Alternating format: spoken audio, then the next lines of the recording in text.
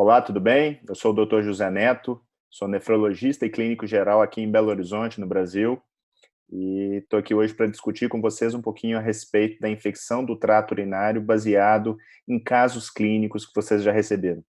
Basicamente são dois casos. O primeiro caso a gente vai tratar a respeito de infecção do trato urinário de repetição e o segundo caso do tema bacteriúria assintomática. Então vamos lá.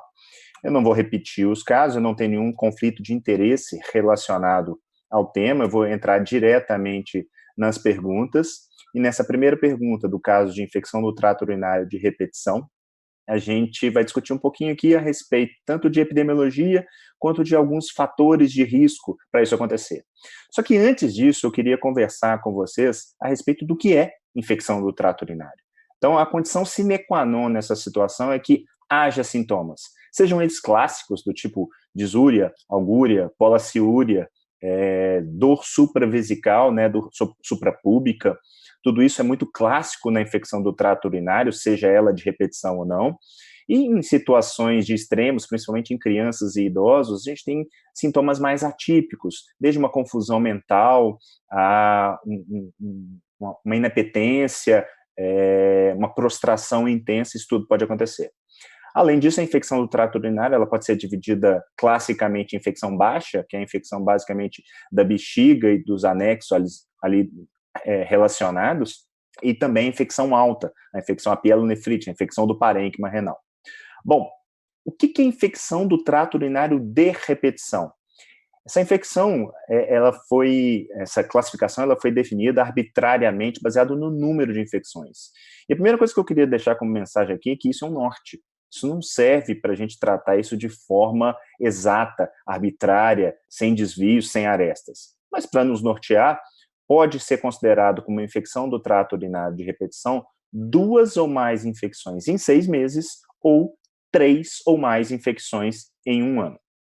Bom, com relação à epidemiologia, deve ficar claro que não é necessário que exista grandes fatores de risco, sejam eles anatômicos ou fisiológicos, para que ocorra a infecção do trato urinário de repetição.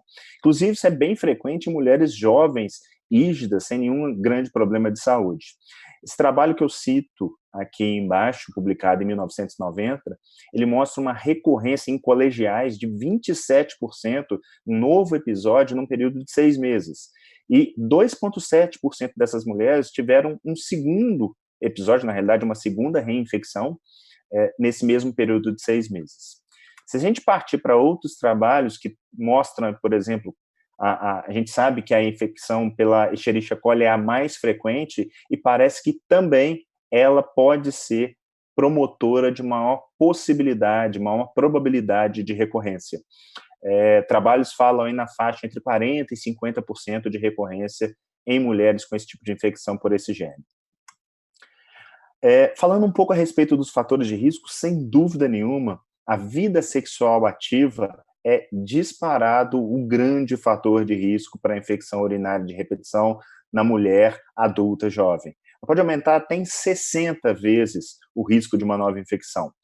E algo que está bem correlato à vida sexual ativa é o uso de espermicida, que classicamente é utilizado sob a forma do diafragma, mas que mesmo quando está presente num preservativo, ele aumenta, sim, o risco de um episódio de infecção urinária. Interessante desses trabalhos que eu cito aqui é que eles também veem outros fatores de riscos, e 2 deles chamam bastante atenção, que é ter uma mãe com um episódio prévio de infecção urinária de repetição e ter o primeiro episódio de infecção urinária com menos de 15 anos. Por que eu acho isso interessante? Isso que desperta aí o papel da hereditariedade como sendo um fator que, associado ao ambiente, pode interferir, sim, naquela mulher que tem mais ou menos infecções.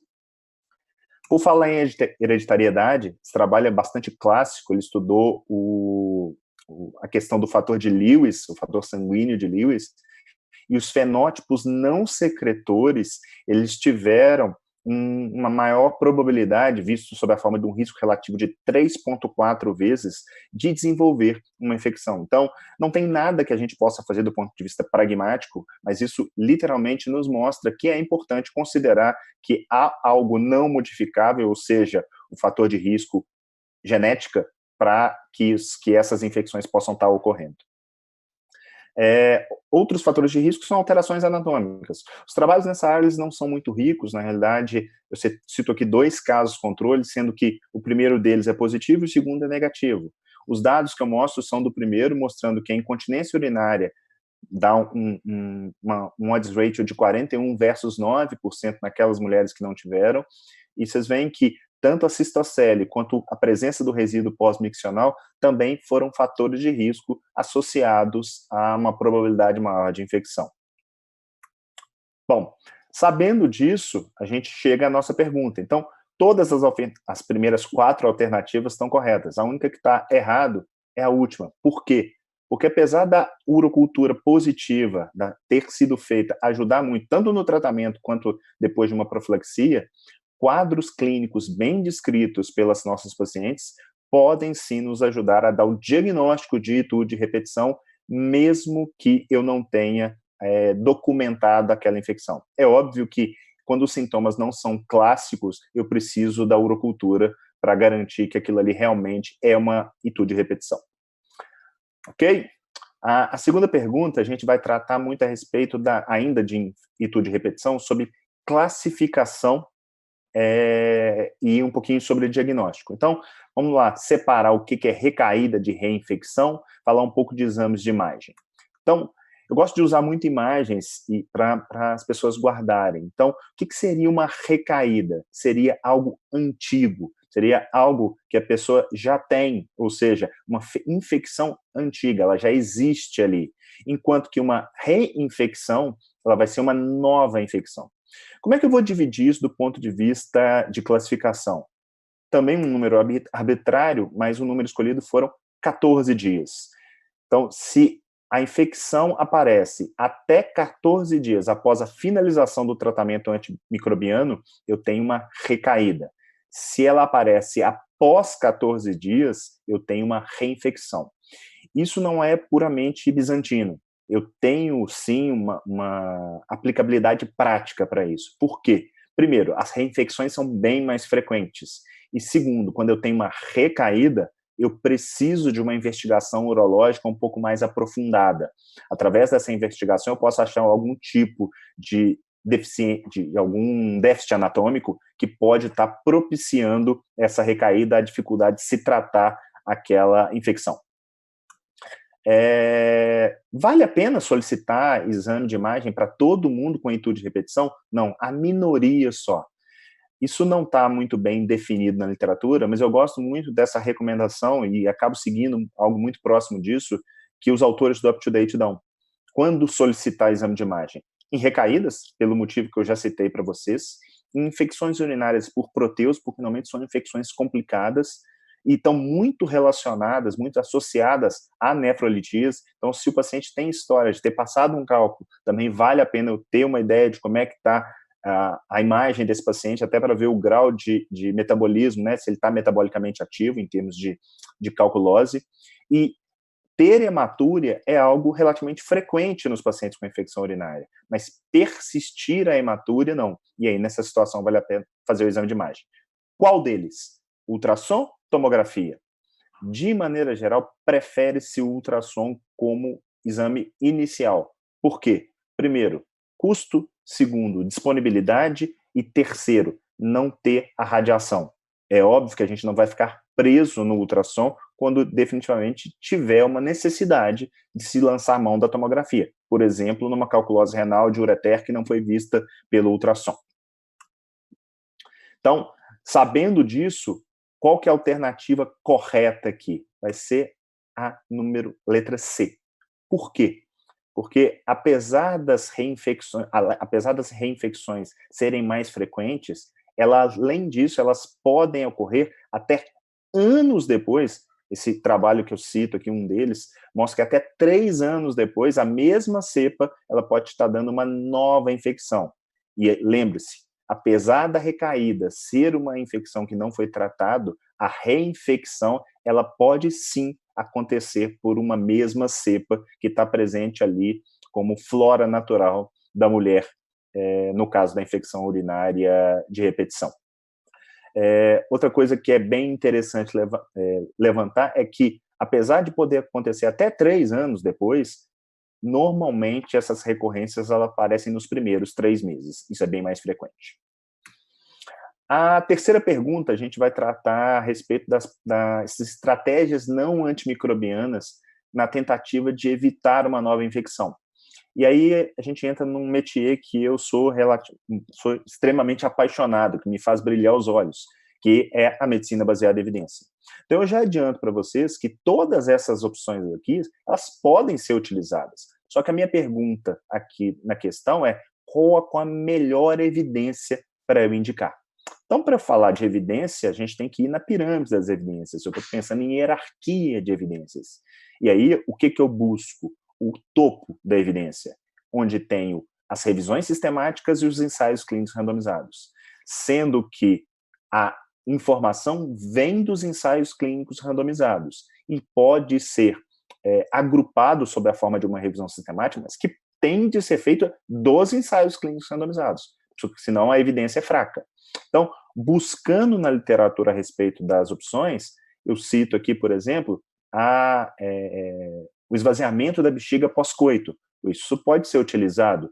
Eu cito também a higienização da região anterior para posterior, quando você está fazendo a higienização genital. Cito também o uso de estrógeno em mulheres para local, para tentar reduzir a infecção. E também evitar o uso de espermicida. Tudo isso pode ser utilizado e eu acho que deve ser utilizado.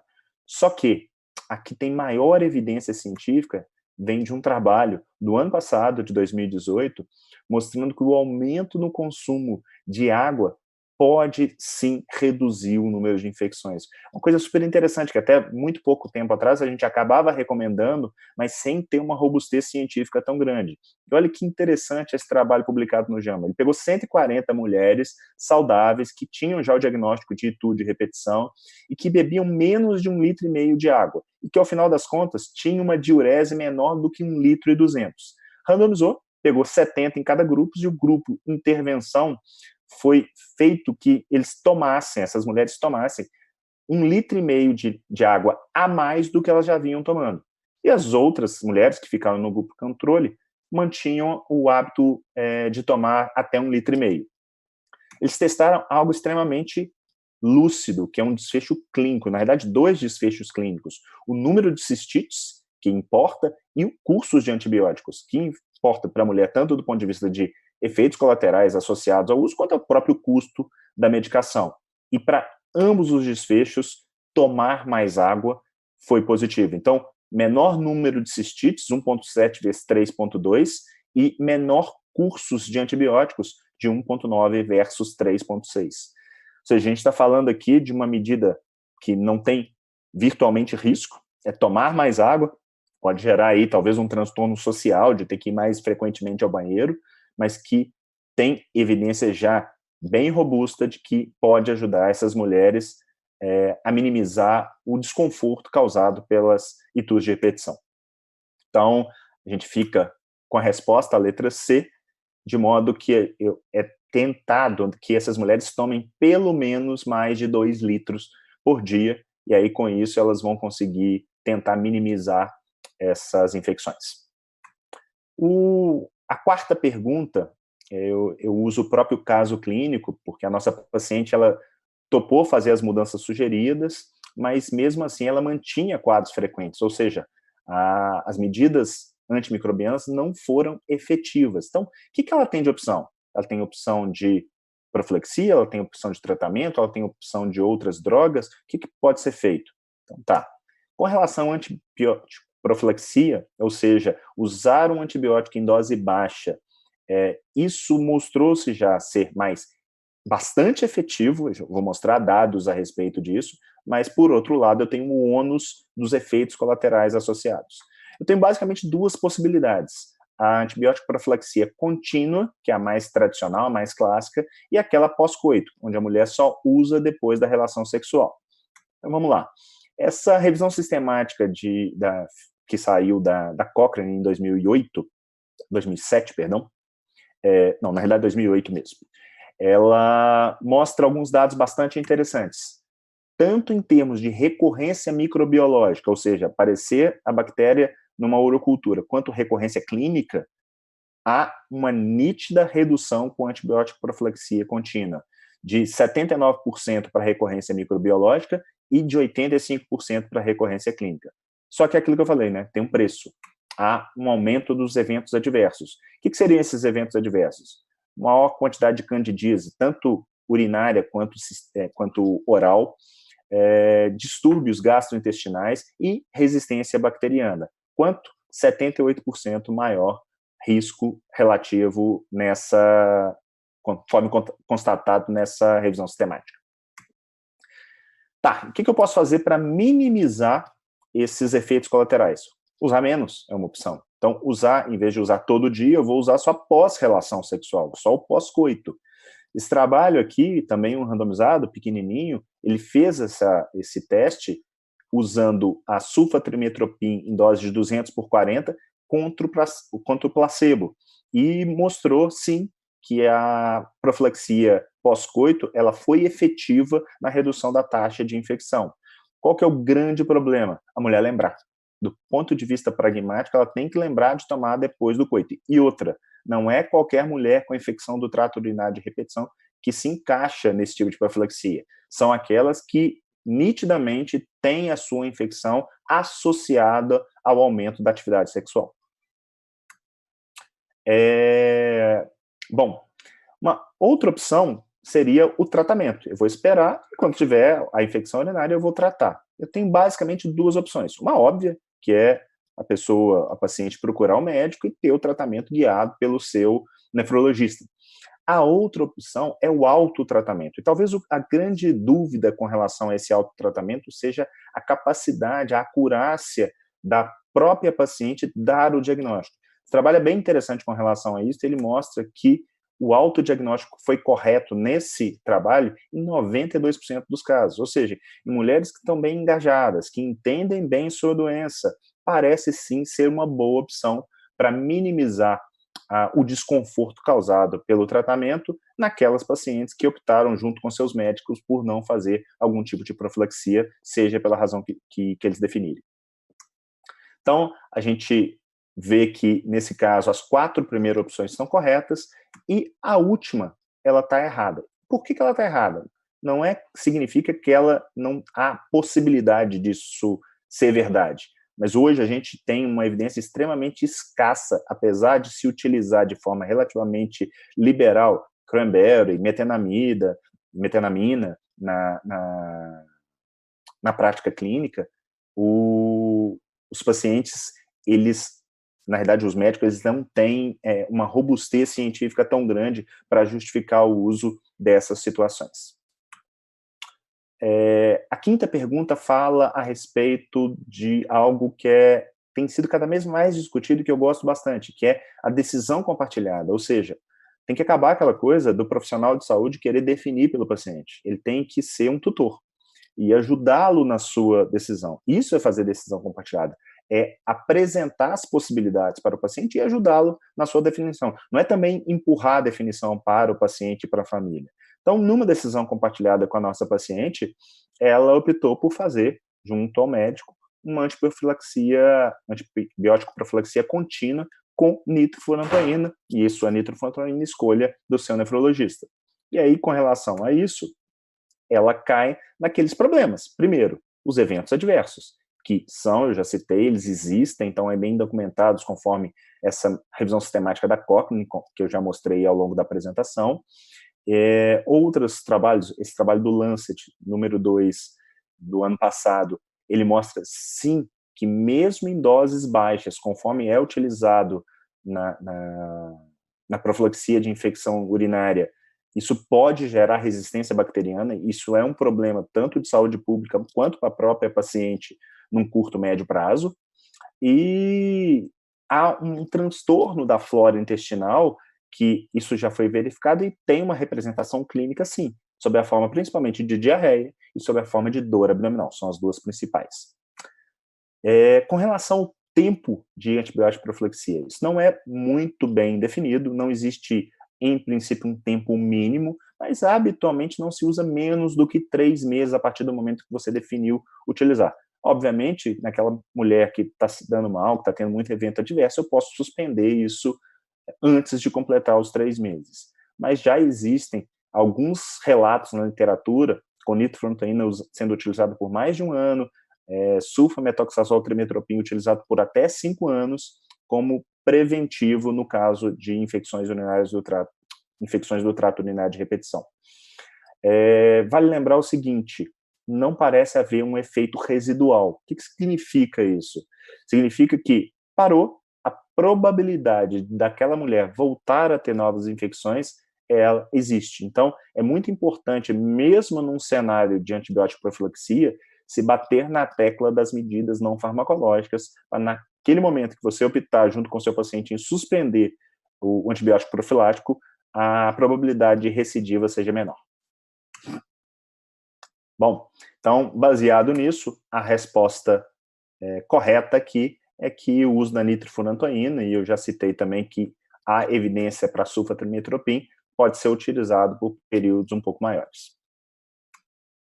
A última pergunta do primeiro caso diz que, apesar da profilaxia, a nossa paciente voltou a ter um novo quadro clínico sugestivo de infecção. E ela fez, conforme foi recomendado, coletou a cultura, mas ela estava muito incomodada. Então, a ideia era começar o tratamento antes mesmo de eu ter a urocultura. Qual dessas alternativas representa o melhor tratamento empírico para a nossa paciente em questão? Bom, se eu for para a literatura, as principais recomendações do ponto de vista de eficácia estão aqui em cima. A nitrofurantoína, a sulfatrimetoprim e a fosfomicina. Eu tenho ali a opção de beta-lactâmico, igual foi citado, e das fluoroquinolonas. Só que as fluoroquinolonas têm sido cada vez mais evitadas em função do uso que foi muito massivo e desenvolveu uma alta taxa de resistência em vários locais. Além disso, eu queria falar um adendo, porque esses últimos meses falou-se muito contra as quinolonas do ponto de vista de evento adverso, e no meu modo de ver, há uma valorização absurda dos dados. Por quê? Porque qualquer medicação, dentre essas, ela tem também os seus efeitos colaterais, seus potenciais efeitos colaterais. Então, é muito colocar na balança toda vez que a gente vai prescrever uma droga e levar em conta os fatores que estão fazendo valer a pena, levar muito em consideração essa questão de custo-benefício. Então, para a nossa paciente, nitrofurantoína não acho que seja uma boa opção, porque ela já vinha usando isso como profilático e desenvolveu a infecção em vigência da droga. A sulfametoxazol trimetoprim poderia ser uma opção, só que ela é alérgica, conforme está lá no caso. Então, eu fico com a opção da fosfomicina, sem que isso seja uma verdade absoluta, mas aparentemente a minha probabilidade de acertar nesse caso parece maior. Bom, mudando para o segundo caso, agora nós vamos falar a respeito da bacteriúria assintomática, que basicamente é o que? Ter bactérias na urina sem ter sintomas. Isso tem uma representatividade muito grande, porque é extremamente frequente o tratamento desnecessário de, principalmente, mulheres nessa situação. Então, a primeira pergunta é uma pergunta que envolve alguns questionamentos, algumas assertivas relacionadas ao tema, e para isso eu trouxe para vocês esse novo guideline do IDSA, que foi publicado fresquinho, acabou de sair agora em 2019, e eu trouxe alguns pontos do guideline. Primeiro, isso aqui é um gráfico, né, na realidade uma tabela, que mostra a prevalência de bacteriúria assintomática, e nitidamente eu tenho um maior número de idosos com bacteriúria assintomática. Eu não estou falando aqui de pessoas com infecção, tá? É só ter a presença de bactéria na urina. Vocês veem que em idosos em casa, em asilos, você pode ter até em torno de 50% daquelas pessoas tendo uma bacteriúria assintomática. E sim, existe uma associação entre pessoas, pacientes com a bacteriúria assintomática e um risco futuro de infecção do trato urinário. A questão é que isso não envolve um maior risco de desfecho grave, ou seja, o paciente não vai morrer por causa disso, o paciente não vai morrer mais, né, por causa disso, não vai ter transtornos do tipo doença renal crônica. Então, por um lado da balança de não tratar, eu tenho essa segurança. E pelo lado de tratar, eu tenho, além de todos os efeitos colaterais, a emergência bacteriana. E a hora que eu faço uma emergência bacteriana, eu posso estar arrumando um problema para tratar esse paciente caso ele desenvolva uma nova infecção, seja ela urinária ou não, no momento fortuito. Então, com isso que eu mostrei a respeito desse novo guideline, a gente já consegue tirar como alternativas corretas aí a letra A, a letra B e a letra E. A letra D, perdão. A letra A, a letra D e a letra E. Fica faltando a letra B e a letra C. A letra C fala a respeito de uma droga que é um inibidor de SGLT2, na verdade utilizado nos pacientes diabéticos tipo 2, e que em última análise promove uma glicosúria, ou seja, vai sair mais glicose na urina e um dos principais eventos adversos é o aumento de infecção urinária. Naquela pessoa que já tem ali uma bacteriúria sintomática, não me parece prudente manter esse tipo de droga aumentando em demasia o risco de infecção nesses pacientes. Já a letra B, que é a alternativa, que no caso está errado, em mulheres, para a gente falar em bacteriúria sintomático, é recomendado pelo menos 2 coletas. E o porquê disso? Assim, uma bacteriúria transitória em mulheres, e há uma dificuldade às vezes com relação à coleta, que pode fazer com que eu tenha alguns exames falsos positivos. Quem tratar? Quem rastrear? Aqui nós caímos num princípio, que é o princípio hipocrático, que é o primo non nocere. Isso parece filosófico, mas é algo que eu utilizo na minha prática clínica diária. Todos nós médicos, no momento da nossa colação de grau, nós fizemos o juramento hipocrático que dizia primeiro non lesar, primo non nocere. Ou seja, o que eu trago isso para a prática clínica no cenário de bacteriúria sintomática? Eu só vou tratar um paciente quando eu tiver uma maior probabilidade de beneficiá-lo do que de lesá-lo. Para isso, a gente tem que valorizar a hipótese nula, ou seja, eu tenho que provar que algo é bom para ser feito e não provar que algo é ruim para deixar de ser usado só porque há plausibilidade biológica. Por exemplo, eu tenho toda a lógica para tratar, por exemplo, diabéticos e transplantados renais pelo grau de imunossupressão desses pacientes ou tratar lesados medulares. Mas as únicas 2 situações onde eu já tenho literatura suficiente para dizer que tratar a bacteriúria sintomático ela reduz desfechos clínicos negativos são a letra D. As gestantes e quando há manipulação cirúrgica traumática do trato urinário. No caso das gestantes, tanto em desfechos positivos relacionados à própria gestante, quanto relacionados ao feto, aí diminuindo CIU, prematuridade, e no caso da mulher, a questão de sepsia urinária, que também é o motivo de se fazer o tratamento profilático aí, no caso de manipulação traumática do trato urinário, no caso uma cirurgia urológica. Então, gente, é isso aí.